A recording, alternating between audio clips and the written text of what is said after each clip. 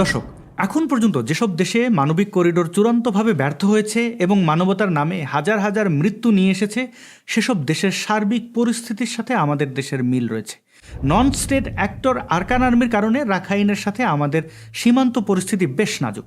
প্রতিবেশী রাখাইন রাজ্যে 4টি স্বাধীন দেশের সরাসরি স্বার্থ রয়েছে। দেশগুলো হলো বাংলাদেশ, মিয়ানমার, ভারত ও চীন। কিন্তু দেশটির উপর শকুনের নজর পড়েছে আরও একটি পরাশক্তির, যার অবস্থান 13,000 কিলোমিটার দূরে। আর এখানেই যত সমস্যা। করিডোরের জন্য সীমান্ত খুলে দেবে বাংলাদেশ, সেটি ব্যবহৃত হবে মিয়ানমারের জান্তা সরকারের বিরুদ্ধে। চীন, রাশিয়া ও ভারত যার পক্ষে। আর গণতন্ত্রের নামে চিকন হয়ে ঢুকে মিয়ানমার দখল করে শুধু খনিজ সম্পদই লুট নয়, বরং সমুদ্রপথে ভারত ও চীনের উপর কর্তৃত্ব প্রতিষ্ঠার ধান্দায় আছে যুক্তরাষ্ট্র ও পশ্চিমারা।